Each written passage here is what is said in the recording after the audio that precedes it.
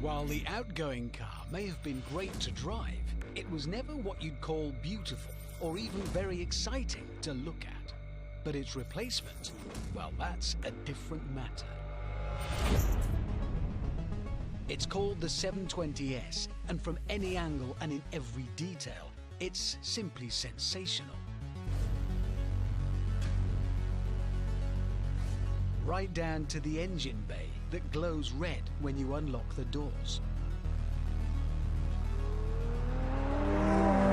Yep, on the head turnometer, this thing definitely matches the Ferrari 488 and the Lamborghini Huracan.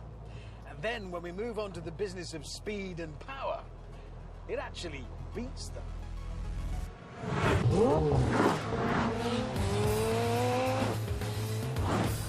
0 to 60 takes just 2.8 seconds. Top speed is 212 miles an hour. Both those numbers walloping the efforts of the Italians. Everything is bigger in this car. Even the price, £208,000. Oh wait, that's not a good point, is it? No, that's a...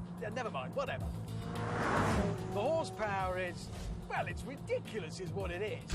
This 4-litre V8 with its twin turbos produces 710 of them.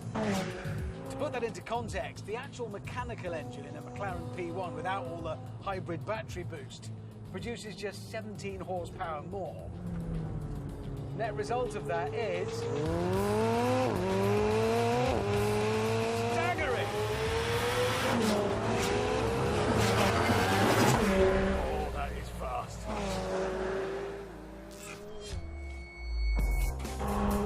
However, although they've gone nuts with the styling and the engine, the 720 is still very much a McLaren. By that, I mean it's been made by the ultimate tech nerds from the kingdom of geeks. Let me put it this way. This is, like I say, the replacement for the McLaren 650S. And if you ask a McLaren technician, so how much of this car is new then? They will tell you 91%. Not nearly all of it, mate, or about 90%. 91%. James May applied for a job at McLaren, but they turned him down for being too slapdash. And this incredible geekery has paid dividends. For example, one of the reasons the 720 looks so pretty is because it's the only mid-engine supercar without massive gaping intakes behind the doors. Instead, McLaren created subtle channels along the bodywork to feed air into the engine bay.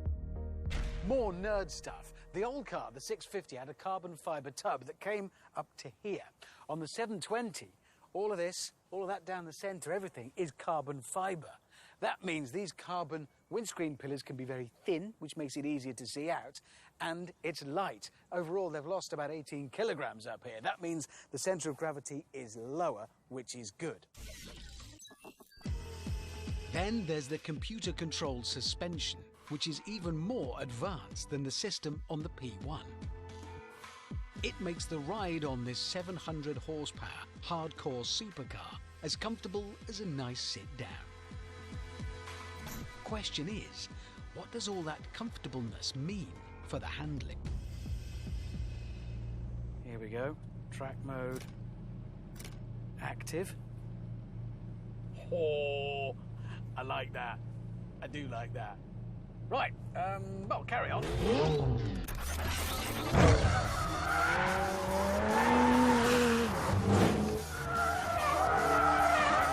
Oh my God! This is breathtaking!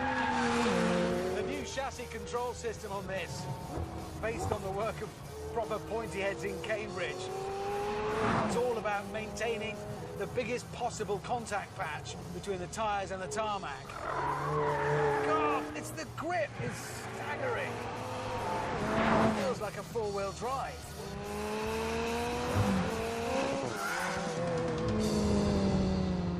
But if you do want things to get a little more leery, simply dive into the computers and activate variable drift control. It lets you select the angle of dangle through your drift by varying the amount of traction control. I think we'll go for all of it.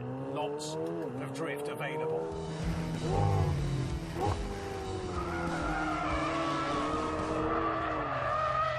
Yeah, maybe less than that, I think. I think I'm going to have 38%, 38.5. This is a McLaren accuracy. And that seemed to do the trick.